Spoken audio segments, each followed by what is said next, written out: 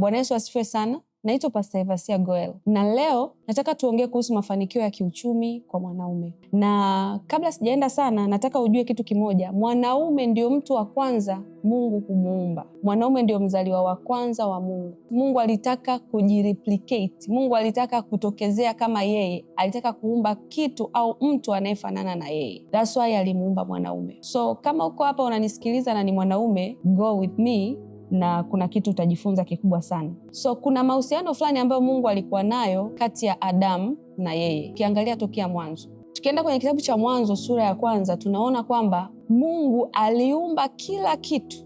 Alihakikisha kila kitu kinakuwepo duniani, ndipo akamuumba mwanadamu, ndipo akamleta mwanaume. Kwa sababu lengo la Mungu sio mwanaume aje kuteseka. Lengo la Mungu ni kumuumba mwanaume, ni kumweka mahali ambapo anatakiwa kukaa ili aweze kuboresha mahusiano naye. Yaani mwanadamu au mwanaume aweze kuwa na mahusiano mazuri na Mungu. Kwa hiyo Mungu alileta kila kitu kwa sababu alijua asili ya mwanadamu. Mwanadamu anahitaji vitu gani? Ndio maana aliweka kila kitu. Tangu siku ya kwanza, ya pili, ya tatu, ya 4, ya 5, alimwekea kila anachokihitaji. Kwa mpaka siku Adamu anakuja kuumbwa, Adamu alikuta vitu vimeshatengenezwa. Sasa kuna kauli ambao watu wengi wanapenda kuitumia, wanasema wanaume tumeumbwa mateso, wanaume tumeumbwa kuteseka, au wanaume tumeumbwa kula kwa jasho. Leo nataka nikusahihishe huo usemi, sio kweli. Kwa sababu kibiblia kabisa, jinsi ambavyo Mungu alijenga mazingira,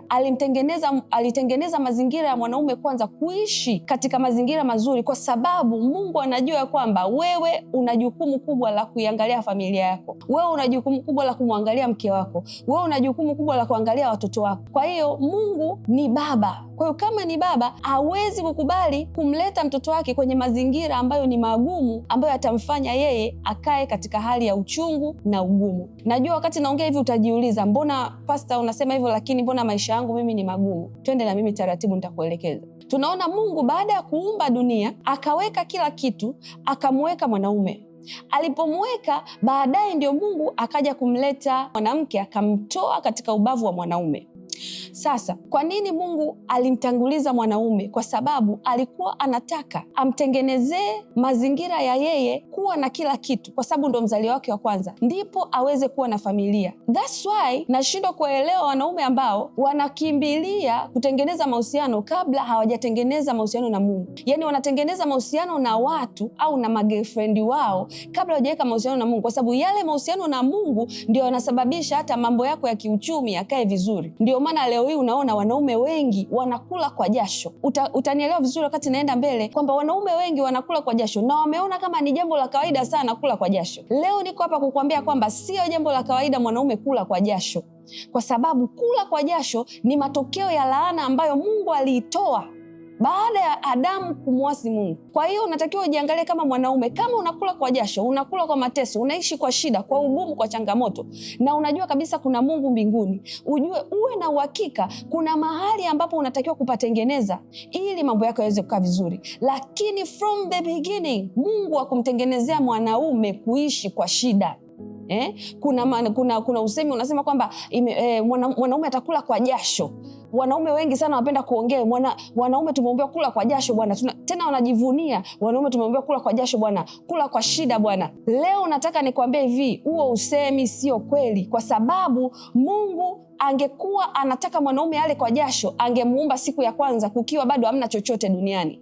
Yaani Mungu angemtengeneza mwanaume kukiwa bado hakuna mimea, hakuna wanyama, hakuna chochote. Lakini imagine Mungu anakuja kumweka mwanaume kukiwa tayari kuna kila kitu. Anajaribu kucommunicate kwamba mwanaume, nimekuleta tayari nikiwa nimesha kuwekea mazingira. Unachotakiwa wewe ni kukaa kwenye uwepo wangu. Ndio maana Mungu alimchukua mwanaume Adamu baada ya kumuumba, akamweka kwenye bustani, akamwambia ailime na kuitunza. Manake ni kwamba baada ya Mungu kumtengenezea mazingira, akamweka kwenye Edeni, akamweka upande wa mashariki wa bustani, akamweka pale akae, akampa kazi maalumu ya kuilima na kuitunza ile bustani.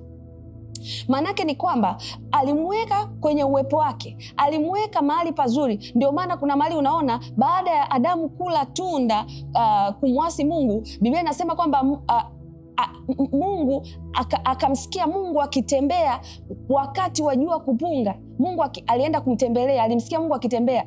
Maanake kuna mahusiano ambayo Adamu alikuwa nayo pamoja na Mungu. So pointi yangu ni hii hapa.